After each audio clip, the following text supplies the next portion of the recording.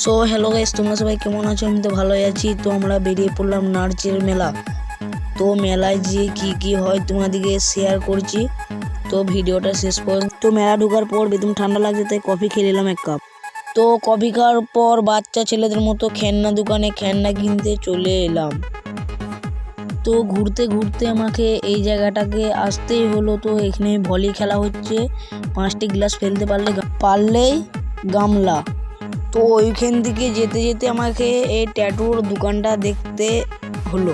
তো দেখার পর আমার বন্ধুটা বলছে, লে তুই ট্যাটু কর, আমি পয়সা দিচ্ছি। আমি বলছি, ভাই ট্যাটু আমি করবো না, তুই কর, আমি পয়সা দিচ্ছি। তো বন্ধুটা লজ্জায় পালিয়ে গেল। তো মেলটাতে অনেক কিছু আছে, পুরো 10 থেকে 12টা লাইন রয়েছে। অত বড় তো ভিডিওটা করতে লাগবো, তার লিগে একটু একটু করে কাট করে করছি। তো যদি ভিডিওটি ভালো লেগে থাকে তো লাইক কমেন্ট শেয়ার করো, আমরা মেলাটা ঘুরি। সো হ্যালো গাইস, তোমরা সবাই কেমন আছো? আমি তো ভালোই আছি। তো আমরা বেরিয়ে পড়লাম নার্চের মেলা।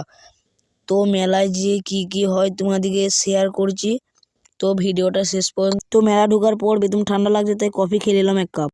তো কফি খাওয়ার পর বাচ্চা ছেলেদের মতো খেলনা দোকানে খেলনা কিনতে চলে এলাম। তো ঘুরতে ঘুরতে আমাকে এই জায়গাটাকে আসতেই হলো। তো এখানে ভলি খেলা হচ্ছে, 5টি গ্লাস ফেলতে পারলেই গামলা। তো ওইখান থেকে যেতে যেতে আমাকে এই ট্যাটুর দোকানটা দেখতে হলো। তো দেখার পর আমার বন্ধুটা বলছে, লে তুই ট্যাটু কর, আমি পয়সা দিচ্ছি। আমি বলছি, ভাই ট্যাটু আমি করবো না, তুই কর, আমি পয়সা দিচ্ছি। তো বন্ধুটা লজ্জায় পালিয়ে গেল।